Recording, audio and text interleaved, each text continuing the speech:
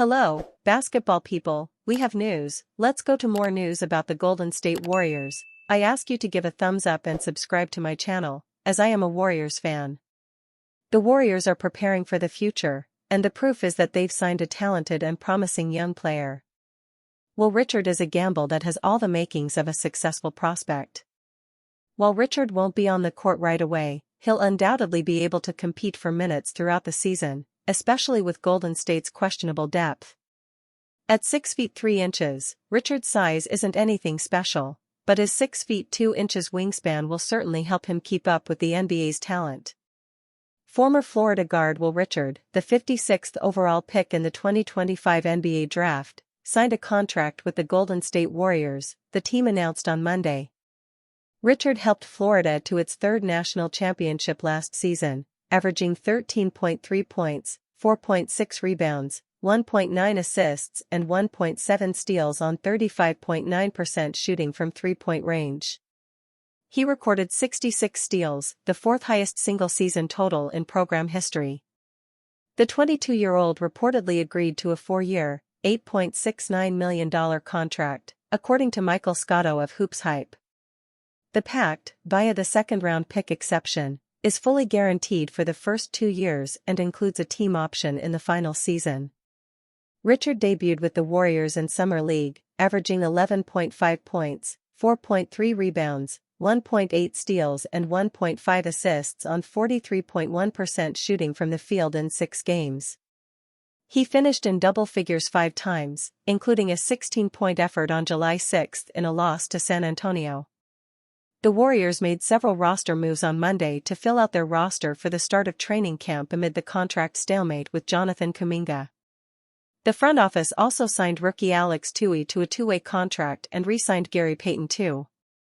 Richard projects to have the opportunity to compete for rotation minutes in practice, starting on Tuesday. The team was excited to add him through the draft and is eager to see him take the court. How does Al Horford fit into Golden State Warriors' system? This past season, the Golden State Warriors solidified their commitment to chasing an NBA title, executing a blockbuster trade with the Miami Heat that landed them superstar Jimmy Butler. With the organization now firmly committed to chasing a 5th ring in the Stephen Curry era, they've added several valuable pieces to their roster this offseason. Perhaps their most notable pickup of the summer thus far is veteran center Al Horford, who formally agreed to a multi-year deal with the club on September 28. How does the longtime NBA journeyman fit inside the Warriors system, and why could he be just the piece this team needs to remain competitive in a cutthroat Western Conference? Al Horford's elite floor spacing and passing abilities. It's no secret the Warriors have sorely lacked the presence of a true floor spacing big man over the past several years. While rookie Quinton Post showed flashes of potential last season, adding a savvy veteran like Al Horford to the rotation is a no-brainer for the Dubs. Over the course of his career, Horford has consistently demonstrated the ability to shoot the 3-ball at an elite level, averaging just shy of 38% from beyond the arc across 18 seasons. This level of efficiency from long range has propelled Horford into becoming one of the league's most respected floor spacing threats at the center position, exactly the sort of player this Warriors roster desperately craves as it's currently constructed. In addition to his floor spacing ability, Horford possesses elite court vision and ball distribution skills, both of which have been staples of his play style over the years. As evidence of his exceptional decision-making as a passer, Horford posted an impressive 3.3 assist-to-turnover ratio in the 2024 playoffs, showcasing his ability to enhance offensive flow in a trustworthy fashion. In the past, Warriors head coach Steve Kerr's offensive system has traditionally favored big men with dependable playmaking abilities, suggesting Horford's integration into the Warriors' fast-paced, motion-heavy play style should be relatively seamless. Horford's impact on the defensive end. Aside from what he brings to the table offensively, Horford also has the potential to make a strong impact for the Warriors on the defensive end. Over the course of his 18 years in the league, Horford has established himself as a respectable low-block defender and paint protector. In 2024, the veteran center posted an on-court defensive rating of 110, good enough to land him in the 82nd percentile among eligible players. While he may not be a volume shot blocker, Horford has developed a reputation across the association as a formidable rim protector.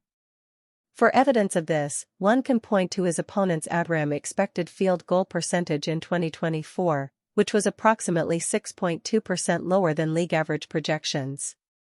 With Horford presumably starting at the center spot, Kerr would be able to play Draymond Green primarily at the power forward position, his preferred role and where he's thrived historically on the defensive end. Fair expectations for Horford's role in the Bay.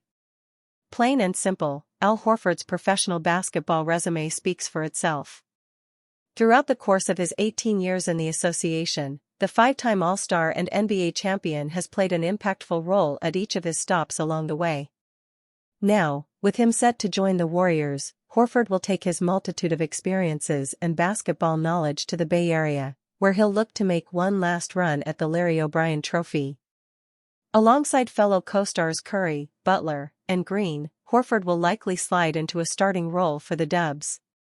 When asked about Horford's projected nightly role, Warriors analyst Monty Poole recommended giving the veteran roughly 20 to 25 minutes of action per game. While there are availability concerns with Horford, who's heading into his age 40 season, the veteran center has shown the ability to contribute in a big way on contending rosters, especially in a playoff setting. If he's able to remain healthy come playoff time, Horford has the chance to become a real X-factor for a Warriors team preparing for a deep postseason run. All in all, while he may be in the twilight of his career, Al Horford still gives the Warriors a much-needed floor spacing and rim protection at the center spot. Why Stephen Curry believes in Warriors title chances. The Golden State Warriors are currently gearing up for the upcoming 2025-26 NBA season, which is slated to get underway in less than a month. On Sunday, the Warriors added to their roster by signing free agent big man Al Horford to a multi-year contract after he departed from the Boston Celtics. 24 hours later, Golden State was hosting its annual media day, and during his interview, star point guard Stephen Curry shared why he believes that this team still has what it takes to win despite its advanced age. "We know when we're healthy and you're going toe-to-toe with anybody in the West, we feel like we have a good chance," said Curry, per the NBA on ESPN on X, formerly Twitter. The "when we're healthy" caveat is a gigantic one for the Warriors, who have essentially all of their core players at age 35 or older, including Curry, who will turn 38 this season. Curry himself was injured during the Warriors' 2025 playoff loss to the Minnesota Timberwolves in the second round, being forced to watch from the sidelines as his team failed to hold down the fort. Can the Warriors stay competitive? Immediately after acquiring Jimmy Butler from the Miami Heat at last year's trade deadline, the Golden State Warriors went on an impressive run, vaulting themselves back into the Western Conference playoff race and looking like a true title threat. However, they faltered a bit down the stretch of the season, ultimately having to earn their way into the playoffs via the play-in tournament, and narrowly avoided blowing a 3-1 lead to the Houston Rockets in the first round. By the time Curry went down with a hamstring injury in round 2, the writing was already on the wall. While the Warriors still seemingly have enough to compete when healthy, that is something that can no longer be counted upon given the collective age of the roster. In any case, the Warriors are set to kick off their 2025-26 season on October 22 when they hit the road to take on Luka Doncic, LeBron James, and the Los Angeles Lakers. Horford's signing with Warriors increases title chances significantly, per writer. Al Horford spent nearly 3 months in free agency before signing with the Golden State Warriors. He considered retiring at the age of 39, but decided to head west to team up with Stephen Curry. Although it took him quite a while to join the team, Yahoo Sports' Ben Rohrbach believes it was for one main reason. In Golden State, at least Horford can cling to a chance, even an outside one, at another ring, Rohrbach said Sunday. Horford's departure from Boston is more of a statement on the Celtics' inability to win a title this season than it is of their willingness to spend to keep him. Horford spent 7 years in Boston, playing for the team twice. During his tenure in Beantown, he was a high-energy player, and he averaged 11.9 points per game in his career with the Celtics. In 2018, with the team, he was named to his 5th All-Star team and was named to his first-ever All-Defensive team. Prior to being in Boston, he was a back-to-the-basket type of player. It took until his last year with the Atlanta Hawks to take more than one three-point attempt a game. Now his best chance to win a championship, according to most, is in the Bay, where the Celtics faced in the 2022 finals. He should be the starting center when the first tip-off comes around, and he will be chasing that second ring with the already decorated roster. Warriors young center to have role change due to new signing. Golden State Warriors center Quinton Post has a new forecast for the 2025-26 season. The Warriors added a new center to their roster by bringing in Al Horford in free agency. The signing will almost surely relegate Post to a role in Golden State's second unit. Post was in line to be their featured man in the middle. Post played in 42 games last season. He made 40.8% of his three-pointers in the campaign. Post's brilliant connection was good for the team all year. How will Post be featured in Warriors' new lineup? Nevertheless, Post's 16.3 minutes per game from his rookie campaign figure to remain in the same ballpark next season.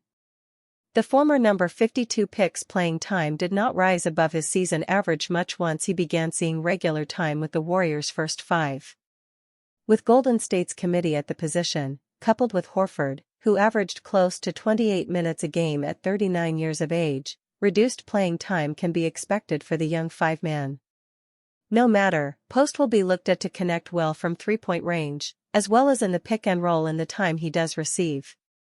Horford can assist Post in moving his feet well, plus his work in the interior. The two-way center has goals that he is looking to achieve in 2025-26. The Warriors' positionless brand of basketball can allow for Post to play alongside Horford as well as Draymond Green in a big lineup, giving the team more to work with. Hader Sanders not named Brown starter. Knicks Chiefs are red hot? First TS. If there's one thing the Golden State Warriors seemingly don't need to round out their roster, it's another shooting guard to add to what is already an abundance of backcourt options. The Warriors now have 13 players on their roster following confirmation of Al Horford's arrival on Sunday, with a sense of expectation on what the roster will look like once Jonathan Kuminga's free agency is settled. The long-awaited addition of DeAnthony Melton and the re-signing of Gary Payton II are both in place, but there's not yet confirmation on the surprise acquisition of Stephen Curry's younger brother Seth. Warriors signing Seth Curry would be their biggest free agency surprise. Golden State have been linked to the younger Curry from early in the free agency period, so it's not a total shock that he'll occupy one of the final roster spots. Yet based on the presence of his older brother, Brandon Podziemski, Buddy Hield, Melton, and Payton, there's still a surprise that the Warriors have chosen this path. That view was outlined by insider Tim Kawakami on the latest episode of the Warriors Plus Minus podcast, having previously believed there would only be one spot between Curry and Payton on the roster. "I'm a little surprised," Kawakami said. "He's not going to defend anybody. But I guess as your fifth guard, there's worse, right? If he's Damian Lee, and I hate to put him in that category. I'm surprised by Seth. I thought it was Seth or GPII, Gary Payton II. That's the way I had kind of posed the question to people and they didn't disagree with me." The Warriors will now have an abundance of guards and specifically shooting guards on their roster entering the season, making it difficult to see where Curry fits into the rotation if at all. Is this simply a feel-good story of the Curry brothers reuniting? Or can Seth actually play a vital role on a team that ranked only 16th in three-point percentage last season? While his role did diminish on a lowly Charlotte Hornets team over the past 2 years, Curry did shoot a career-high 45.6% from three-point range last season. That could be valuable to the Warriors at some point this season, but it remains to be seen how consistently and if the 35-year-old can work his way above others in the pecking order. For now, Curry's confirmed arrival will have to wait on Kuminga's free agency resolution, with Golden State needing to work out whether or not they have the room under the second tax apron to fit in the veteran sharpshooter. Taron Armstrong's time in the Bay Area has proven short-lived after the franchise confirmed its trio of two-way contracted players with the re-signing of Pat Spencer at Media Day on Monday. The Australian point guard ended last season on a two-way deal after signing with the Warriors in February, before also suiting up for the franchise during Summer League in July. Golden State announced their intention to have Armstrong back on the roster by presenting a two-way qualifying offer at the start of the offseason, but he appears to have passed that up in the search for other opportunities. The Warriors have parted ways with Taran Armstrong. There's been strong reports that Armstrong is in talks to join KK Partizan in Serbia, having spent the previous 2 years before joining the Warriors with the Cairns Taipans in Australia's NBL. Heading overseas is a somewhat surprising move if a two-way contract was indeed on the table, albeit Armstrong would have likely spent much of his time in the G League with Santa Cruz, where he made 11 appearances without making his NBA debut at the end of last season. Armstrong averaged 11.5 points, 5.8 rebounds, and 7.9 assists per game in those outings, shooting an efficient 51% from the floor and 36.4% from three-point range. He was a little quieter in Summer League, where he put up 7.8 points, 3.6 rebounds, 5.0 assists and 1.2 steals, shooting 38.7% from the floor and 36.7% from beyond the arc across 5 combined games at the California Classic and in Las Vegas. Spencer is seemingly the biggest beneficiary of Armstrong's departure, with the 29-year-old returning to the franchise for a third year after making 39 appearances last season and an additional 8 during the playoffs. Pat Spencer is back with the Warriors on a two-way contract. Said he signed 10 minutes ago. Just did media day interview. Spencer will be joined on two-way contracts by forwards Jackson Rowe and Alex Tui, the latter of which the Warriors selected 52nd overall at June's NBA draft. Rowe and Tui both played alongside Armstrong during Summer League, with the former also having ended last season on a two-way deal. Golden State's other second-round pick, Will Richard, was given a spot on the main roster on Sunday as part of a 4-year contract, first 2 years guaranteed. The Warriors are of course still dealing with a much more notable restricted free agent, with Jonathan Kuminga's future remaining unresolved as the young forward weighs up multiple contract options prior to Wednesday's deadline on the $7.9 million qualifying offer. The Golden State Warriors made major offseason moves despite complicated negotiations throughout the summer. Optimism surrounds the franchise heading into next season, extending beyond roster additions like stretch big Al Horford and two-way guard DeAnthony Melton. Stephen Curry has reportedly improved his distribution to enhance chemistry with Jimmy Butler. The superstar also revealed that Jonathan Kuminga, despite contract stalemate. These developments spread optimism throughout the organization, particularly after Moses Moody shared insights about Curry's preseason scrimmage routine that demonstrates his championship mentality. "I really like something that he does, especially in preseason when we play scrimmages up and down. He doesn't sit out. A lot of times and everybody else gets disgrouped, it's the next group, you get time off," Moody revealed.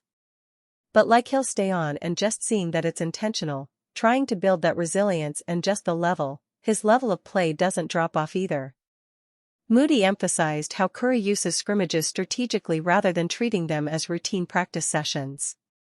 "I just see he's using those games to condition, which is a cool mindset, as well as his workouts and his pace and his drill work, and everything is cool to watch," he added. Stephen Curry's preparation signals readiness to elevate Warriors despite injury setback. Curry's approach represents encouraging signs for the Warriors despite his age of 36. He remains among the league's elite players, still capable of carrying and elevating Golden State against younger competition.